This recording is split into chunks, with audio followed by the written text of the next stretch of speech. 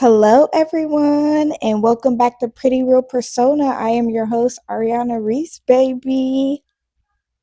I'm so happy to be back today. Happy Wednesday, my loves. Today's episode is about the art of being present with others. Um, it's so hard being present with others as we live in a world full of, distractions, but like being present with someone is one of the highest forms of love that you can give someone. So today we're going to get into that and yeah, even just like honestly being present with yourself as well. So today I kind of want to talk about, what being present really means because it means more than just, putting your phone down. It's just like, making someone feel seen and heard, listening to understand and not listening to respond. Like we're so human to the point where it's like a lot of times we just want to get our point across, and it's like when you're having a conversation with someone else and you need to both prioritize feeling her, whether it's one person goes, one listens to understand, and like not listening to respond, which means that when this person is talking, you're listening and you're trying to understand their point of view. um, you're not getting defensive or feeling like you're the victim in the situation or feeling attacked. You're strictly just trying to see their perception, because that's another thing, we all do not have the same perception. We all have we all perceive everything in this world differently, like completely different. Not one of us perceive everything the same. So it's like that's why it's like a lot of miscommunication. It's like communication and comprehension in this world is just so important, because it's like, okay, we could communicate, like it's like, do you can hear me, but do you understand me? Like, you understand why I could feel like this. Even if you were me, you wouldn't feel like that. That's the important piece. Like, you don't have to agree with someone to understand how they feel. And you don't have to be able to put yourself in other shoes and see how they could feel that way. Especially if you want them to do the same for you. Seriously. And then like being present also means like, making people feel held and not fixed. Like a lot of times people like another thing to communication, sometimes you have to communicate and ask somebody when they're like speaking to you, trying to have a conversation, a one-on-one type of thing, or like an argument with your partner, you guys are trying to work it out, talk like in a respectful a manner that's very that's solution oriented. Like, but it's like everything doesn't call for a solution. Sometimes people just want to feel heard.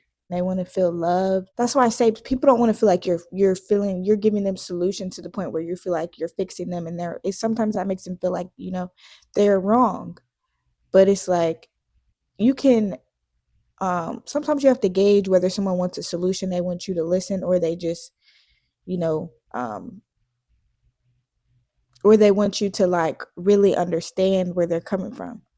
And it's really like, especially as a woman, but so I'm gonna give y'all the tricks to my men out there for women, or for my women for women, or for my them for women.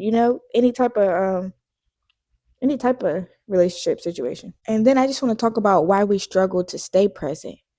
Some reasons like we struggle to stay present is because we're thinking of the next thing to say. Like, have you ever done that? Like, let me know in the comments. Like, sorry, I feel like I keep itching my nose, but it's like hairs keep getting in my nose.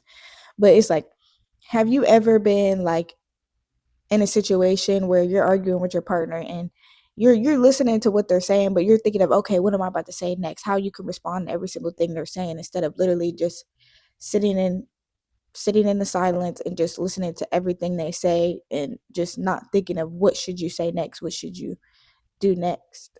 you know that that is a struggle. I do get that, but it's like sometimes that's exactly what you need to do. Sometimes we're distracted by our own fears, assumptions, like internal dialogue, and it's really makes it really hard for us to stay present or to stay tapped into the moment. Like, kind of makes us like get into our head, where it's like that takes away from the moment, and that takes away from honestly getting to a solution, even if it's not a problem, but even just like it takes away from connection. And it's like sometimes like we're afraid of the silence, but sometimes that's where like connection lies. Like sometimes you have to sit in silence and really, sometimes you think have to think to yourself for a second of like, what you how you should rate next. So you definitely sometimes have to sit in that silence and don't be afraid. I think a lot of times we do run from sitting in the silence.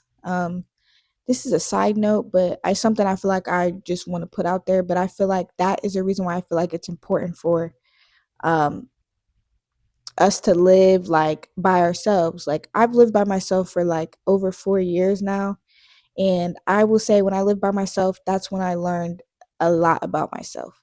Like when you live by yourself, it's a lot of sitting in silence. Like you get used to the silence. Me, I grew up with a big family, like 5 brothers. I was never really alone, even when I wanted to be. So, I think like definitely when I started to live by myself, it was a transition for me. And honestly, that is a big reason why I got a cat because um, sometimes you feel scared just the presence of like not having anybody around you. So yeah. Um, so I can see why like we're afraid to sit in that silence because it's like when you're sitting to yourself, sitting with yourself, sitting with your emotions and things, it's hard to face yourself. And I feel like that's why living alone, we should all have an experience of living alone, whether it's for a short period of time or not, because it's like you will learn a hell of a lot about yourself. And it's like facing a mirror. It's like you really see, okay, you really see yourself in all of yourself. Like, and then it's like, okay, then it's easier to like really get to know yourself. So I recommend it. And then like some things you can do to deepen presence is make sure you ground yourself before conversations, like maybe take some deep breaths and then or take a second to like say you're have an argument with your partner or something. You take a second to sit there and like say what you want to get out of the conversation first, or find ways to connect or ways that you feel loved, like hug, or just sit with yourself with deep breaths. Take a walk and talk. I know that's one of me and my partner's favorite things to do is walk and talk, because it's like for us it's easier for us to like understand each other when we're like outside in nature. Nature is very grounding. So it's like, go outside and put your feet in that grass, baby. I bet you'll feel grounded, calm, cool, collected, baby. Trying to ground yourself before conversation or hard conversations. Because, sometimes, your chest can get the beat and you get the feeling that anxiety. Ask, like, in those situations, like, ask open ended questions, because sometimes people, like, the way you say things can offend people. So it's like, sometimes, like, if you ask an open ended question or like a open type of question, that leaves openness, that makes a space feel openness to the person you're talking to, because it's like they don't feel like you're judging them or that you are trying to say they're wrong or putting the blame on them. It's just they understand that, oh, she's just asking, she's just curious. Like I was saying, oh yeah, they'll feel like, oh, she's just curious. Prioritize curiosity over control.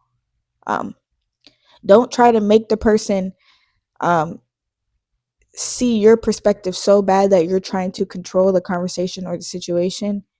Just stay curious, stay open to the fact that, okay, maybe that you are, not the same person as someone, and that they can think the way they think and you can think the way that you think. No, neither of us are wrong, but we both need to understand where each other is coming from. And we both need to do it in a very intentional and present way.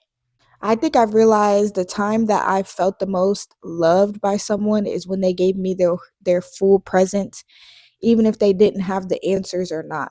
Um, I just feel like, that giving, like, the art of being present with someone just gives them peace. Like, you could be somebody's peace.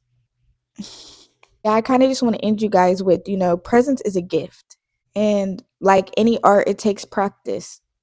And when you master it, it changes every relationship that you're in, including the one with yourself. So, I hope you guys love today's episode. Please comment, like, subscribe to our Pretty Persona podcast, and let me know what you guys thought of today's episode. And then, or what you didn't like, what you want to see me do next. I love you guys, and I hope that you guys have a great day. Thank you guys for tapping in, tuning in. I'll see you guys on the next episode. Bye.